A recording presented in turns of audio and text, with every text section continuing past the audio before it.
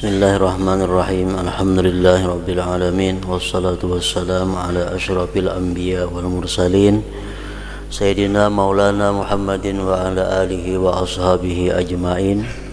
Qala al-musannif al-imam Abu Hamid Muhammad bin Muhammad al-Ghazali rahimahullah wa nafa'ana bi ulumi. Dan ketahuilah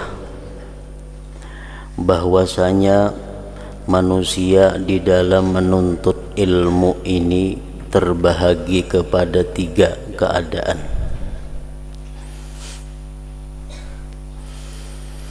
Manusia di dalam menuntut ilmu ini, maksudnya ilmu agama, terbagi kepada tiga keadaan.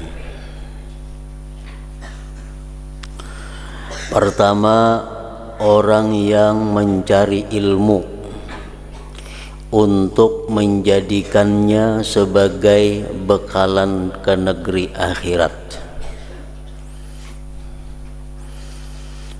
Mencari ilmu untuk menjadikannya sebagai sangu bekal ke negeri akhirat. Maka ia tidak berniat dengan mencari ilmu kecuali hanya mendapat keridhaan Allah dan negeri akhirat. Maka orang ini termasuk di dalam golongan orang yang beruntung.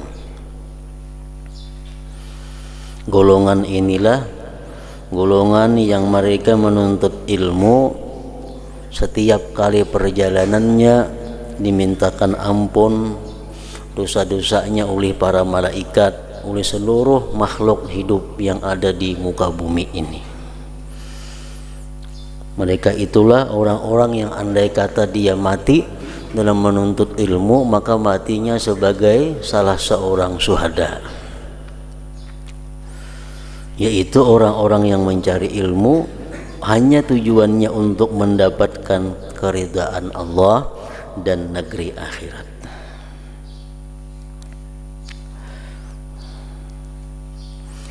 Yang kedua, orang yang mencari ilmu untuk mendapatkan keuntungan yang segera dunia dan mendapatkan kemuliaan, pangkat dan harta benda. Ini menuntut ilmu agama dengan tujuannya adalah supaya dapat keuntungan dunia, supaya dimuliakan oleh orang, supaya mendapat pangkat kedudukan, supaya mendapat harta dan benda. Nah, ini orang golongan yang kedua ini ialah orang yang dikatakan oleh Rasulullah sallallahu alaihi wasallam, "Man talabal ilma mimma yubtagha bihi wajhullah liyusiba bihi 'aradan minad dunya lam yajid arfal jannah." Itu ia orangnya, bahwa siapa yang menuntut ilmu yang semestinya dituntut dengan ilmu itu karena Allah, ilmu yang mesti dituntut karena Allah, sedangkan dia karena dunia, ini orang tidak akan mencium, tidak akan mendapat bau-bauan surga. Ilmu yang mestinya dituntut karena Allah dirubahnya karena dunia. Lain halnya orang menuntut ilmu yang memang karena dunia. Misalnya orang menuntut ilmu kesehatan supaya bisa mengobati orang, nah itu kan jadi masalah, karena ini ilmu yang bukan dituntut mayubtagha bihi wajhullah. Orang menuntut ilmu pertanian supaya nyaman kena aku betani bisa. Orang menuntut ilmu pertukangan supaya bisa bertukang, nyaman kayaknya banyak diupahi orang, aku gawianku bagus. Aku menuntut ilmu apa namanya lagi, perbingkilan, perbaikan mesin, seluas-luasnya menuntut ilmu supaya orang banyak datang mengantar barang lawan aku. Nah itu kan jadi masalah, karena itu ilmu bukan yang mimma yubtagha bihi wajhullah. Siapa menuntut ilmu dari sesuatu yang dituntut dengannya karena Allah, untuk mendapatkan dengannya bagian daripada dunia, maka orang tersebut tidak akan mencium, tidak akan mendapati bauan surga. Ilmu fikih itu ilmu yang mesti karena Allah. Nah, dia menuntut ilmu fikih habis-habisan. Dia perdalam ilmu fikih sedalam-dalamnya, supaya dengan dalam ilmu fikih kena aku nyaman jadi pengulu kawa, jadi naib kawa, orang bertakun hukum macam-macam kawa, untuk kepentingan dunia. Nah, ini yang dimaksud dengan golongan yang kedua ini. Orang yang mencari ilmu untuk mendapatkan keuntungan yang segera dunia dan mendapatkan kemuliaan, pangkat dan harta benda. Orang mengaji ilmu faraid, membagi waris. Dia perdalam ilmu perwarisan itu menurut hukum Islam. Tujuannya apa? Untuk membuka praktik konsultasi hukum faraid. Ini ada berlaku. Mungkin di kota-kota besar konsultan hukum faraid itu dibayar, misalnya kena warisannya 1 miliar, dapat 2% daripada itu umpamanya. Nah, ini tujuan mengaji ilmu faraid untuk mencari keuntungan dunia. Padahal ilmu faraid itu ilmu hukum Allah, nah mesti dituntutnya pun karena Allah.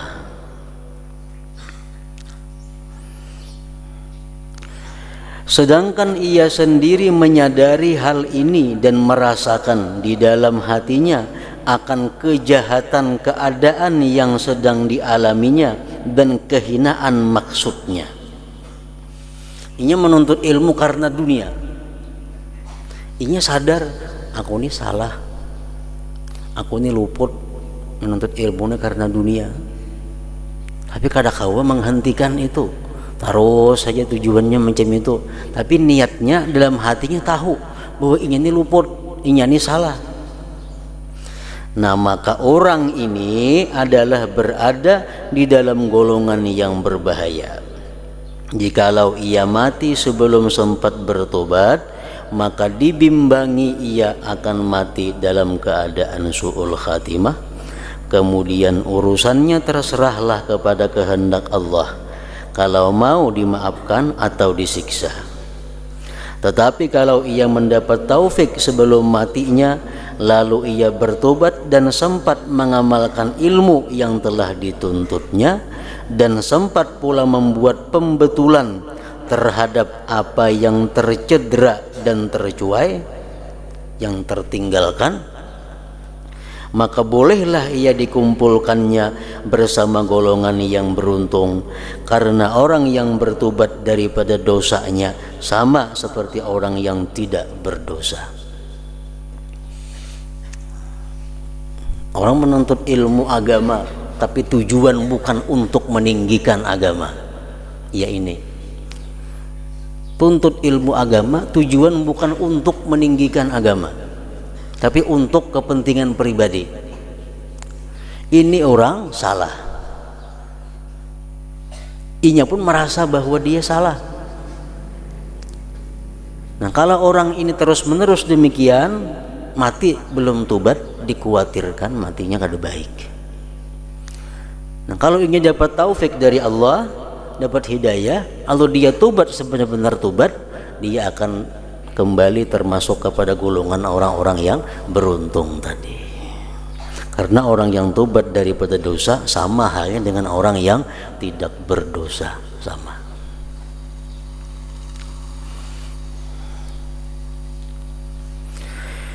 Yang ketiga, orang yang telah dikuasai oleh syaitan, maka ia menjadikan ilmu yang dituntutnya itu sebagai alat untuk menghimpunkan harta benda dan bermegah-megah dengan kedudukan dan merasa bangga dengan ramai pengikutnya. Ia menggunakan ilmu yang dituntutnya itu untuk mencapai segala hajatnya dan untuk mengaut keuntungan dunia. Ini golongan yang ketiga. Orang yang menggunakan ilmunya untuk menghimpunkan harta benda.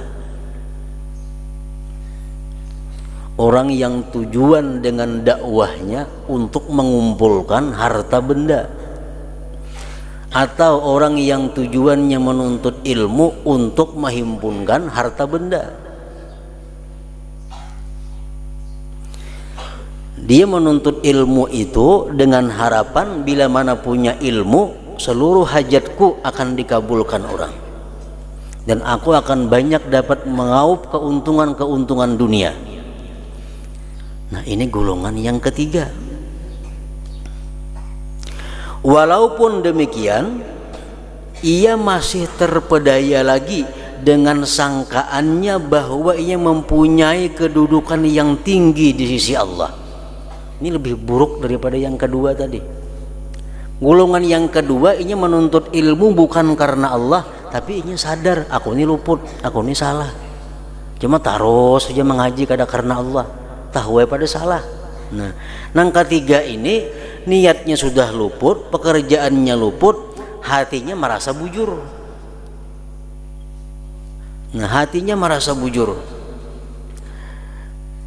Masih terpedaya lagi dengan sangkaannya bahwa ia mempunyai kedudukan yang tinggi di sisi Allah, karena ia masih lagi pada zahirnya menyerupai para ulama. Ia bercakap seperti percakapan ulama dan berpakaian seperti pakaian ulama, padahal zahir dan batinnya penuh dengan tamak dan haluba dalam menghimpunkan kekayaan dunia.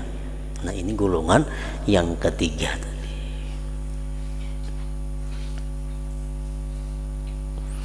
Orang yang seperti ini termasuk dalam golongan orang yang binasa. Binasa. Jahil dan tertipu dengan hilah, dengan tipu daya syaitan. Dan sangat tipis harapan untuk ia bertobat kepada Allah, karena ia telah menyangka bahwa dirinya termasuk di dalam golongan orang yang baik. Ini orang berat untuk dibaiki, ini orang berat untuk bisa diluruskan, karena sesuatu yang salah dalam perilakunya dianggapnya dia masih punya kedudukan tinggi di sisi Allah, dia masih punya kedudukan yang mulia di sisi Allah, padahal salah. Ini bukannya kekasih Allah, tetapi adalah musuh-musuhnya Allah Subhanahu wa ta'ala. Seperti apa yang dikatakan oleh Ka'ab radhiyallahu anhu. Ka'ab menceritakan tentang keadaan orang-orang yang berilmu di akhir zaman. Yakunu fi akhir zaman ulama. Di akhir zaman itu nantinya ada ulama-ulama, mereka alim. Yuzahidunan nasa fid dunya wa la yazhadun. Mereka ulama-ulama di akhir zaman itu menyuruh manusia untuk zuhud, agar benci kepada dunia, agar jangan mengumpulkan dunia. Tapi mereka sendiri ulama itu tidak melakukan zuhud. Nah, mereka ingin bahwa orang-orang meninggalkan dunia supaya ingin seorang saja ampunnya dunia.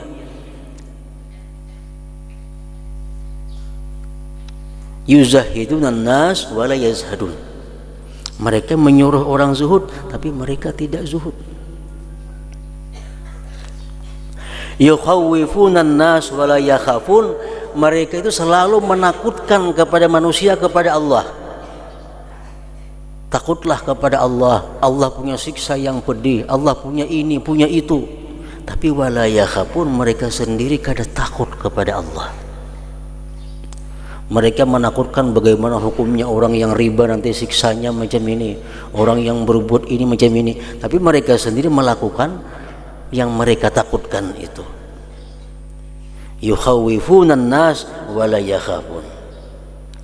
Wa yanhauna an ghishyanil wulad wa ya'tunahum.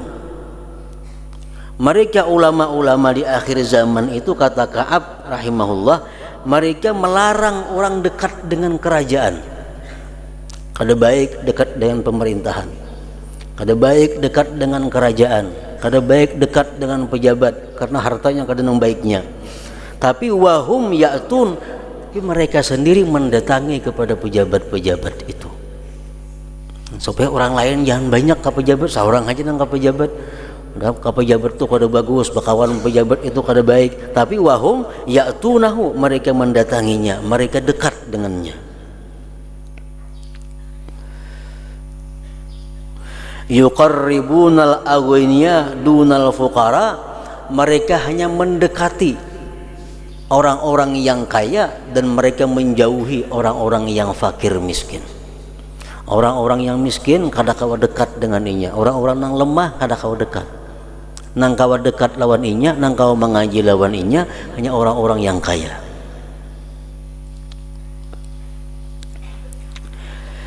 Yataghayaruna 'alal ilmi kama tataghayarun nisa 'alal rijal. Mereka itu cemburu atas ilmu sebagaimana cemburunya perempuan atas laki-laki. Kalau ingin tuh melajari sesuatu, ada orang lain melajari, ini cemburu. Macam bini-bini cemburu lawan lakinya dianu orang sama. Nah, mestinya kalau ulama yang benar itu gembira, di mana makin banyak orang buka pengajian makin suka. Karena makin berkembang syiar Islam.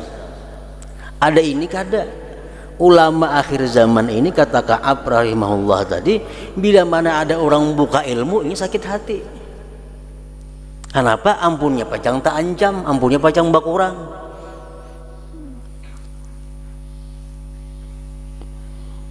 Yaqdabu ahaduhum ala jalisihi idza jalasa ghairah, dia akan marah kalau ada muridnya itu mengaji ke orang lain. Yaqdabu ahaduhum ala jalisihi idza jalasa ghairahu, dia marah kalau muridnya mengaji ke lain. Ini ulama akhir zaman, kan mengaji ke lain ku sumpahi kada kuridai lagi. Mestinya makin murid makin banyak guru makin bagus, makin banyak ilmu pengetahuan nang didapatnya. Ini kada, murid mengaji ke lain disumpahi kada diridai. Dia marah kalau muridnya menuntut ilmu ke orang lain. Nah, ini bukan ulama, kata Ka'ab, ulaikal jabbarun a'daur rahman.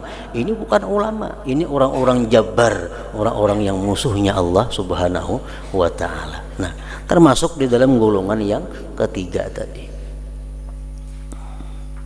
Kalau ingin menuntut ilmu, menggunakan ilmu karena Allah, kada akan terjadi hal-hal seperti kelakuan ulama di akhir zaman tadi.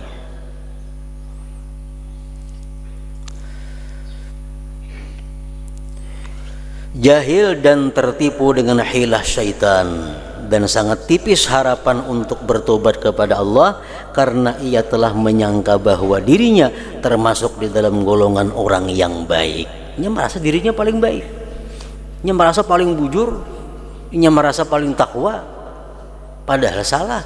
Nah, orang seperti ini kada kau diurus, padahal ia telah lupa akan firman Allah Ta'ala, ya ayyuhalladzina amanu lima taquluna ma la taf'alun. Maksudnya dia lupa akan firman Allah ini, wahai orang-orang yang beriman, kenapa kamu memperkatakan barang yang tidak kamu amalkan? Kenapa kamu menyuruh orang sesuatu yang kamu belum mengamalkannya?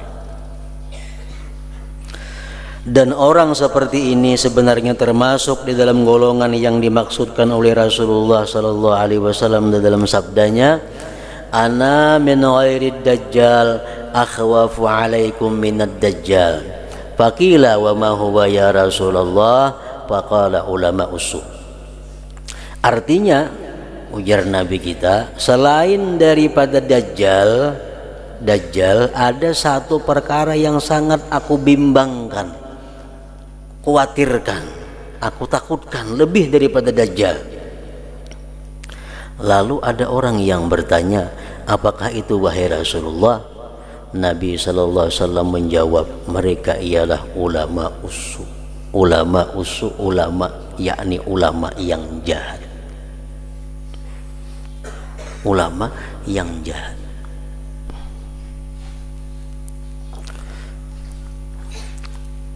Kayak apa contohnya ulama-ulama yang jahat itu? Seperti hadis, seperti perkataan Ka'ab rahimahullah tadi antara lain.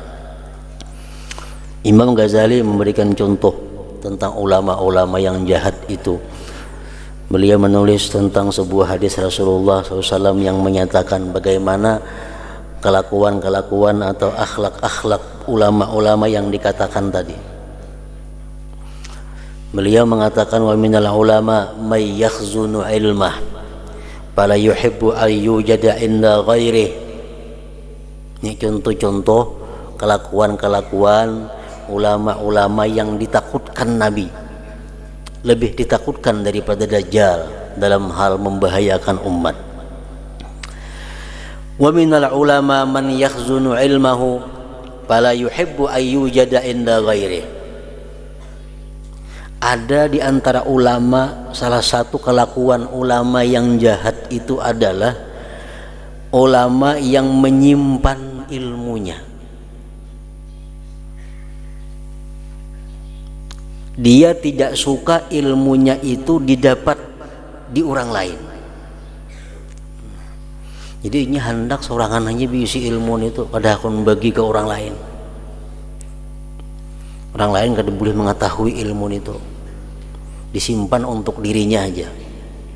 Misalnya ada 10 ilmu, ini bisa ilmu nahu, ini bisa ilmu saraf, ini bisa ilmu fikih, ilmu tauhid, ilmu tasawuf, ini bisa semuaan diajarkan kecuali sebuting.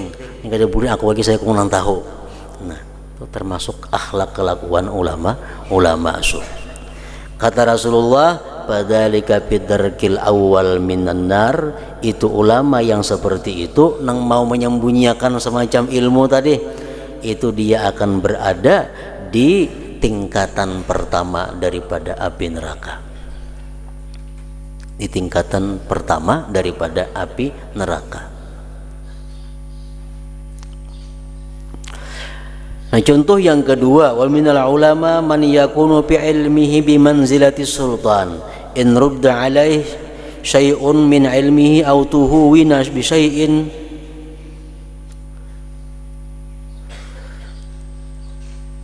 min haqqihi wadiba fadzalika fi darki tsani minan nar.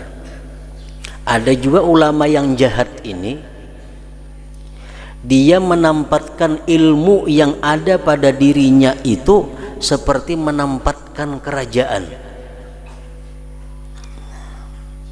Jika ilmunya ditolak orang atau dia tidak dihormati orang, dia akan marah. Nah, jadi ini maulah ilmu yang ada pada dirinya itu untuk memperbudak orang. Sehingga kalau ada saran-saran yang ampunnya kada diterima orang, ini sarik. Ada pendapat ini yang kada dipakai orang, ini marah. Nah, ulama-ulama yang seperti ini yang maulah ilmunya macam jadi kerajaan, kan macam raja itu boleh menyuruh kada diasi hukumnya kita sarik kerajaan itu. Nah, ini ulama ini orang yang bila sarannya kada dipakai, pendapatnya kada dipakai, dia akan marah. Nah, maka ulama seperti itu menempati tingkatan yang kedua daripada api neraka. Tingkatan yang kedua daripada api neraka. Ulama yang menjadikan ilmu sebagai alat, sebagai umpama kerajaan. Yang ketiga, wa minal ulama man yaj'alu ilmahu wa gharaib hadithihi li ahli syalaf wal yasar wa la yara ahlal hajah lahu ahla. Yang ketiga, contohnya ulama yang jahat tadi adalah ulama yang hanya memberikan ilmunya kepada orang-orang terhormat dan orang-orang kaya. Kalau kada sugih, kada kau dapat ilmuku larang harganya. Orang miskin kada kau mengaji lawaninya. Padzalika bidarkis salis minan nar. Ini ulama yang jahat, dia berada di tingkatan yang ketiga daripada api neraka. Wa minal ulama man yansibu nafsahu lil futya fayubti bil khata. Padzalik bidarkir rabi minan nar. Yang keempat, ulama yang jahat ini contohnya adalah ulama yang suka memberikan fatwa. Fatwa itu lain dakwah. Dakwah itu mengajak orang ke jalan Allah. Dakwah itu mengajak orang sembahyang berjamaah, mengajak orang meninggalkan maksiat. Itu artinya fatwa apa? Dakwah ilallah. Kalau fatwa ini adalah orang yang menerangkan tentang hukum-hukum Islam. Inya ini katujuban berfatwa. Padahal luput fatwanya itu. Nah, artinya kadang menguasai ilmu sudah wani-wani berfatwa. Nah, ini ulama yang jahat juga. Kalau ulama yang baik paling hati-hati memberikan fatwa hukum itu kepada orang. Nah, ulama yang jahat katujuban berfatwa sedikit haram, itu haram, ini haram. Amun bujur haram itu. Nah, itu di kedudukan di nomor 4 daripada api neraka. Kemudian lagi contohnya ulama yang jahat yang ditakutkan Rasulullah tadi, wa minal ulama man yatakallamu bi kalamil yahud wan nasara liyaghzula bihi ilmuhu fadzalika bidarkil khamis minan nar. Ada ulama-ulama yang bila berbicara tentang ilmu dia seringkali menggunakan perkataan-perkataan Yahudi dan Nasrani supaya dianggap orang dia punya ilmu yang luas, punya ilmu yang dalam. Bila bicara ini keluar bahasa Inggrisnya, keluar bahasa Perancisnya, supaya dianggap orang ini ahli dalam berbagai hukum, berbagai ilmu. Nah, tujuannya macam itu. Nah, ini ulama yang jahat juga ngarannya di neraka, andaknya di lantai yang kelima. Wa minal ulama man yattakhidhu ilmahu muru'atan wa nubla wa dzikra pinnas. Ulama yang jahat lagi contohnya adalah ulama yang menjadikan ilmu itu untuk mendapatkan sanjungan pujian di mata manusia. Ilmu dijadikannya alat untuk kemuliaan, untuk sanjungan pujian. Nah, Padzalik bidarkis sadis minan nar, ini di urutan yang ke-6, di lantai yang ke-6 daripada api neraka.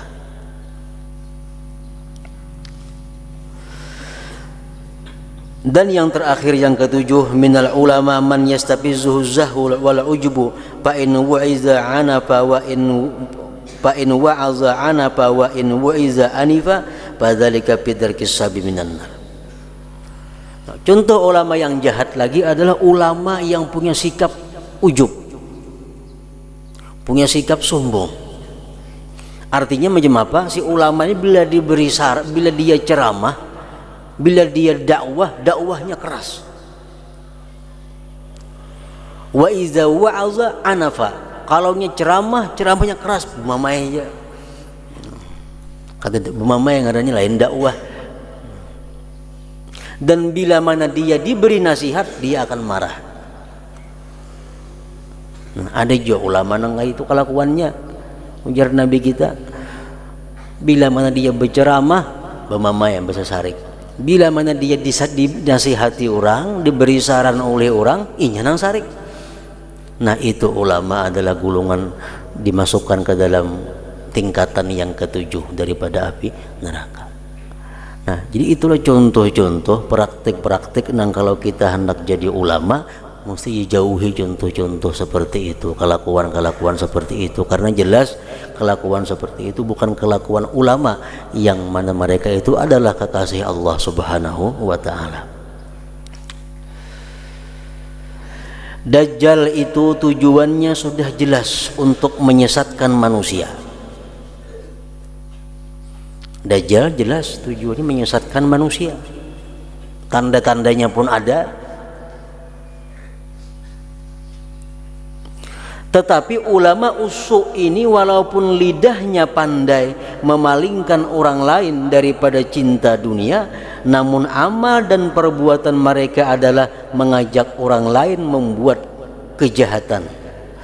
Karena amalan seseorang itu lebih berkesan daripada percakapannya. Kenapa Nabi sangat khawatir terhadap ulama yang jahat ini? Lebih khawatir daripada Dajjal. Dajjal itu jelas orang berjauhan karena ajakannya sesat. Nah, kalau ulama ini putungannya putungan ulama, surbannya surban ulama, bajunya baju ulama, kata-katanya hadis Quran nang keluar, itu sulit membedakan orang awam mana nang bujur mana nang kada.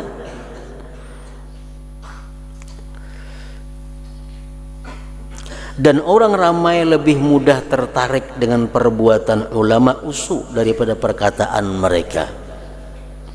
Maka apa yang dapat dirusakkan oleh ulama usu ini dengan perbuatan mereka adalah lebih banyak daripada apa yang dapat dibaikkan oleh lidah mereka. Orang-orang yang jahil sebenarnya belum berani menghimpun dunia banyak-banyak. Orang-orang jahil sebenarnya kada berani mereka itu menumpuk-numpuk harta kekayaan, kecuali setelah mereka melihat keberanian ulama usuk ini. Berhubung ulama-ulama ini berani menumpuk-numpuk harta, ulama ini berani mengumpul-ngumpul harta di situ kamari, akhirnya orang awam menjadi umpat wani mengumpul-ngumpul harta. Maka jadilah ilmu yang ada pada mereka sebab keberanian orang ramai membuat berbagai-bagai maksiat. Maka inilah yang sangat dibimbangkan oleh Nabi sallallahu alaihi wasallam, yang sangat ditakutkan oleh Nabi sallallahu alaihi wasallam itu.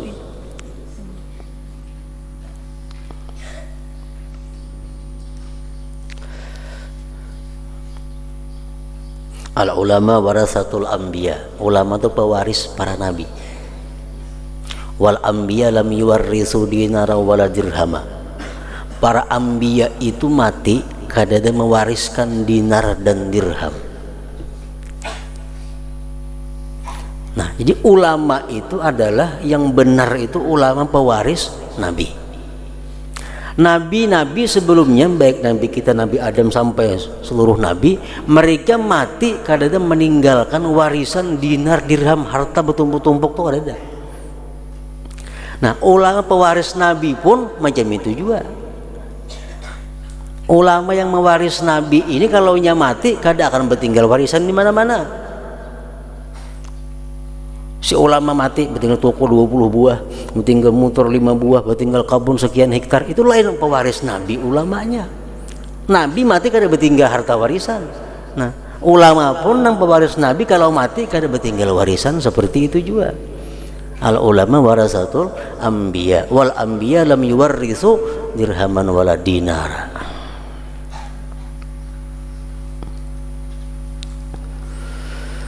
Namun demikian nafsu ammarah, ulama usu ini selalu membisikkan di telinga mereka bermacam-macam angan dan membisikkan kepadanya bahwa ia telah banyak menabur jasa di kalangan manusia sehingga ia layak untuk menerima bermacam-macam anugerah daripada Allah. Nah, syaitan selalu membisik ke dalam telinga ulama yang jahat itu. Bisikan syaitan apa? Engkau wahai ulama orang yang banyak berjasa dengan hamba Allah, engkau yang banyak mengajarkan ilmu kepada manusia, engkau patut menerima penghargaan-penghargaan daripada Allah, engkau patut menerima anugerah-anugerah daripada Allah. Nah, itu bisikan syaitan kepada ulama-ulama yang jahat. Nafsunya juga menghayalkan kepadanya bahwa ia adalah lebih baik daripada hamba-hamba Allah yang lain. Syaitan selalu membisikkan ke telinga ulama. Selalu ada bisikan syaitan kepada ulama, engkau makhluk Allah paling top, engkau makhluk Allah paling suci, engkau makhluk Allah paling bersih. Kada putus-putusnya syaitan membisiki ulama di telinga.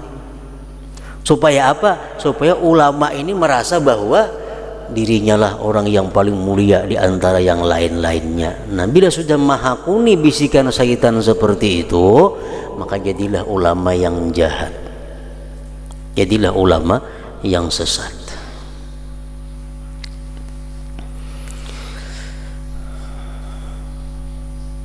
Nafsunya juga menghayalkan kepadanya bahwa ia adalah lebih baik daripada hamba-hamba Allah yang lain.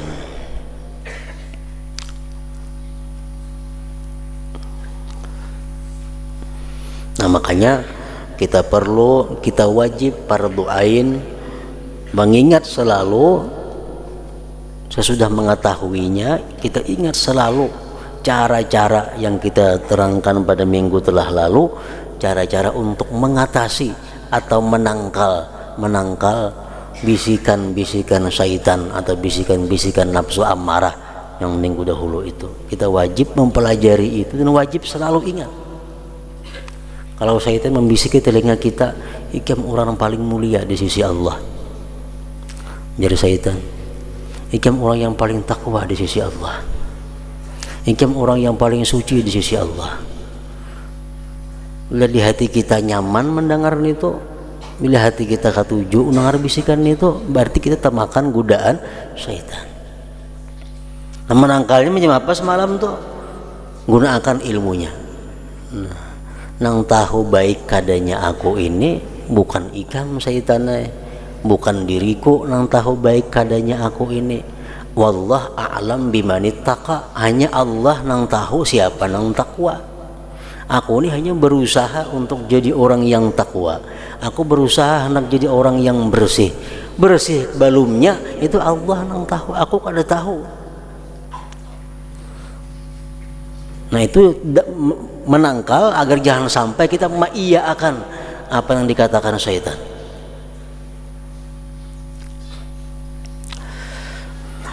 Wahai para penuntut, maka jadikanlah dirimu bersama dengan golongan yang pertama. Wahai para penuntut, maka jadikanlah dirimu bersama dengan golongan yang pertama. Pertama mana tadi? Golongan pertama adalah golongan yang mencari ilmu untuk menjadikannya sebagai bekalan ke negeri akhirat. Maka ia tidak berniat dengan mencari ilmu kecuali hanya mendapat keridaan Allah dan negeri akhirat. Penuntut ilmu gisidin supaya umpat golongan nang pertama itu. Golongan itulah golongan nang beruntung. Golongan itulah amunnya mati sebagai syahid. Golongan itulah nang dijamin Allah kecukupan rezeki hidupnya. Allah menjamin orang yang menuntut ilmu rezekinya. Allah menjamin kebutuhan orang yang menuntut ilmu akan rezekinya. Untuk ilmu nang macam apa orangnya? Golongan pertama itu. Kada akan sengsara hidupnya, kada akan susah, kada akan miskin orang menuntut ilmu agama, asalkan dia menuntut ilmu agama mencari keridhaan Allah Subhanahu wa ta'ala. Jadikanlah dirimu bersama dengan golongan yang pertama, dan hati-hatilah supaya engkau tidak termasuk di dalam golongan yang kedua.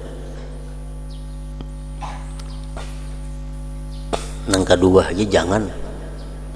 Nang kedua orang yang menuntut ilmu atau orang yang menggunakan ilmu untuk mencari dunia, tapi hatinya sadar bahwa inya ini salah, hatinya sadar inya luput, hatinya sadar inya dalam kemurkaan Allah, tapi berhenti kada kawa. Nah, sama orang berbuat maksiat, peminum, pemabuk, penjudi, tapi nya tahu pada ini salah, inya ini jahat, inya ini kotor, inya ini hina di sisi Allah. Nah, ini lebih baik daripada orang nang pemabuk, peminum, penjudi, penjina, tapi merasa itu udah takdirnya Allah Ta'ala. Nah ini berat benar ubatnya. Penjudi, pemabuk, segala macam, tapi di hatinya aku ini kehendak Tuhan itu nyamini kada kawae. Bila macam itu kada bakal baik manusia ini. Nah sama halnya golongan yang kedua ini, tingkah lakunya merasa sadar bahwa dia salah. Di dalam golongan yang kedua jangan jua, karena banyak sekali orang yang lalai yang telah direnggut oleh kematian sebelum ia sempat bertobat, maka rugilah ia. Nah khawatirnya kelompok yang kedua ini kada sempat tobat, terdahulu mati. Bujurnya mengakui salah, mengakui luput, tapi belum tobat lagi mati. Nah dikhawatirkan matinya pun mati kada baik juga. Dan maka rugilah ya, dan jangan sama sekali engkau termasuk ke dalam golongan yang ketiga tadi. Golongan yang ketiga yang kelakuannya sudah kada baik tapi merasa punya kehormatan di sisi Allah. Kelakuannya menuntut ilmunya, niatnya kada baik, dakwahnya tujuannya dunia, tapi merasa bahwa dia mulia di sisi Allah. Jangan empat golongan itu, dan jangan sama sekali engkau termasuk ke dalam golongan yang ketiga, maka engkau akan terjerumus ke jurang kebinasaan. Bukan kekasih Allah kita, tapi a'da'ur rahman, musuhnya Allah, yang tidak diharapkan dapat diselamatkan atau diperbaiki lagi. Orang golongan yang ketiga ini sulit diobati. Kenapanya? Merasa dirinya sihat, merasa dirinya baik. Nah kemudian maka apabila engkau bertanya apakah itu bidayatul hidayah, permulaan jalan menuju hidayah, ke situ.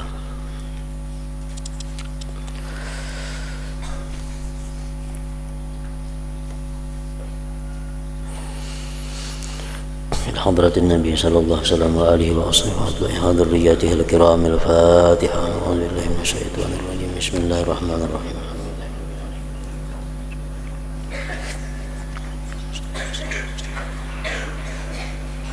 بسم الله الرحمن الرحيم. الحمد لله رب العالمين، وصلي وسلم وبارك على سيدنا وحبيبنا محمد وعلى آله وصحبه أجمعين.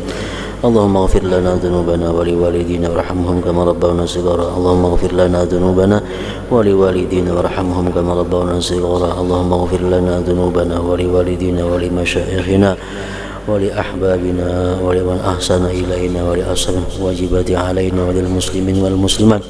اللهم احفظنا واحفظ من معنا وما معنا من البلاء وشر كل ذي شر، إنك على كل شيء قدير. اللهم علمنا ما ينفعنا وزدنا فهما برحمتك يا أرحم الراحمين. صلى الله على سيدنا محمد وآله وصحبه